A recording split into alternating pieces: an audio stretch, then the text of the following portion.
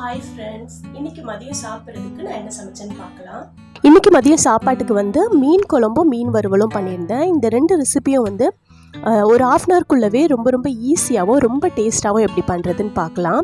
முதல்ல ஒரு கடாயில் ஒரு 2 குழிக்கரண்டி அளவுக்கு எண்ணெய் சேர்த்துக்கிறேன். மீன் குழம்புக்கு கொஞ்சம் எண்ணெய் கூட சேர்த்து பாருங்கள், டேஸ்ட் ரொம்ப நல்லாயிருக்கும். ஒரு அரை ஸ்பூன் அளவுக்கு வெந்தயமும் அரை ஸ்பூன் அளவுக்கு கடுகும் போட்டு நல்லா பொரிஞ்சதுக்கப்புறமா கொஞ்சமாக கருவேப்பிலை சேர்த்துக்கிறேன். கருவேப்பிலை நல்லா பொரிஞ்சதுக்கப்புறமா ஒரு 20-25 போல் சின்ன வெங்காயமும் ஒரு 10-15 பூண்டும் தோல் உரித்து வச்சுருக்கேன். இந்த சின்ன வெங்காயம் பூண்டையும் போட்டு நல்லா வதக்கி விட்டுக்கலாம். சின்ன வெங்காயத்துக்கு கொஞ்சம் கலர் மாதிரி வரணும், அது வரைக்கும் நல்லா வதக்கி விட்டுக்கலாம். இப்போ சின்ன வெங்காயமும் பூண்டும் ஓரளவுக்கு நல்லா வதங்கி வந்திருக்கு. இப்போ நான் இதில் ஒரு 3 தக்காளி பழத்தை சேர்த்துக்கிறேன். நல்லா பழுத்த பழமாக பார்த்து சேர்த்துக்குங்க. ஒரே ஒரு பச்சை மிளகாய் சேர்த்துக்கிறேன். சேர்த்துட்டு நல்லா வதக்கி விட்டுக்குங்க. கொஞ்சமாக உப்பும் போட்டுட்டு நல்லா வதக்கி விட்டுக்கிறேன். தக்காளி நல்லா மசிஞ்சு வர வரைக்கும் வதக்கி விட்டுக்கலாம்.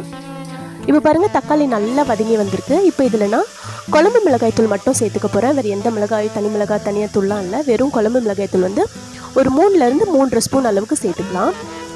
உங்கள் குழம்பு மிளகாய் தூள் காரத்தை பொறுத்து நீங்கள் எவ்வளோ சேர்க்குறமோ அந்தளவுக்கு சேர்த்துக்குங்க. நான் 3.5 ஸ்பூன் சேர்த்துக்கிறேன். எண்ணெயில் நல்லா வதக்கி விட்டதுக்கப்புறமா ஒரு பெரிய எலுமிச்சம்பழம் சைஸ் அளவுக்கு புளியை தண்ணியில் கரைச்சி வச்சுருக்கேன். அந்த புளி தண்ணியை சேர்த்து நல்லா மிக்ஸ் பண்ணி விட்டுக்கலாம்.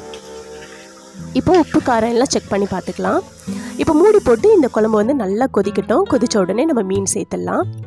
இப்போ குழம்பு நல்லா கொதிச்சு வந்திருக்கு. இப்போ நான் பாறை மீன் சேர்த்துக்கிறேன். பாறை மீன் கொஞ்சம் முள், தலை அந்த மாதிரி இருக்க மீனெல்லாம் சேர்த்துக்கிறேன். மீதி இருக்கிறது நான் வறுக்க எடுத்து வச்சுருக்கேன். அதுலேயும் ஒரு சனையும் இருந்தது, அந்த மீனோட சனையும் சேர்த்துக்கிறேன். சேர்த்துட்டு நல்லா ஒரு வாட்டி மிக்ஸ் பண்ணி விட்டுட்டு மூடி போட்டு நல்லா வேக வச்சுக்கலாம். ஒரு 2-3 நிமிஷத்துக்கு ஹை ஃப்ளேம்லேயே வேக வச்சு எடுத்துக்கலாம். இப்போ 3 நிமிஷத்துக்கு அப்புறம் பாருங்கள், மீன் நல்லா வெந்து வந்திருக்கும். குழம்பும் எண்ணெய்லாம் பிரிஞ்சு நல்லா ரெடியாகி வந்திருக்கு. மீன் எதுவுமே உடையில, சூப்பராக குழம்பு ரெடி ஆகிடுச்சு. இப்போ நம்ம கொஞ்சமாக கருவேப்பிலை மட்டும் போட்டு ஸ்டவ் ஆஃப் பண்ணிடலாம். இப்போ மீன் குழம்பு ரெடி ஆகிடுச்சு. இப்போ நம்ம மீன் வறுவலுக்கு ரொம்ப சிம்பிளாக ஒரு மசாலா ரெடி பண்ணிக்கலாம். நான் அந்த பாறை மீனில் நல்லா சதையாக இருக்க மீன் மட்டும் எடுத்து வச்சுருந்தேன். முள்ளெலாம் ரொம்ப கம்மியாக இருக்க மாதிரி எடுத்து வச்சுருந்தேன். இப்போ இந்த மீனுக்கு மசாலா ரெடி பண்ணிக்கலாம். நான் கொஞ்சமாக மஞ்சத்தூள் மட்டும் சேர்த்துக்கிறேன். இந்த மஞ்சத்தூள்லேயே ஒரு 3 ஸ்பூன் அளவுக்கு குழம்பு மிளகாய் தூள் சேர்த்துக்கிறேன். 1 ஸ்பூன் அளவுக்கு சால்ட்டு சேர்த்துட்டு 1 ஸ்பூன் அளவுக்கு இஞ்சி பூண்டு விழுது சேர்த்துக்கிறேன். இப்போ இந்த மசாலாவை தண்ணி சேர்த்து நல்லா மிக்ஸ் பண்ணி எடுத்துக்கலாம். நம்ம நிறைய மசாலா போட்டு மீன் வறுத்துருப்போம். இது ரொம்ப சிம்பிளாக இருக்கும், ஆனால் டேஸ்ட் ரொம்ப சூப்பராக இருக்கும். வெறும் குழம்பு மிளகாய் தூள் மட்டும் போதும். சீரகத்தூள், கரம் மசாலா வேறு எதுவுமே தேவை கிடையாது. இப்போ நம்ம எடுத்து வச்சிருந்த மீனில் இந்த மசாலாவை நல்லா தடவிட்டு ஒரு ½ அன் ஹவருக்கு அப்படியே விட்டுடலாம்.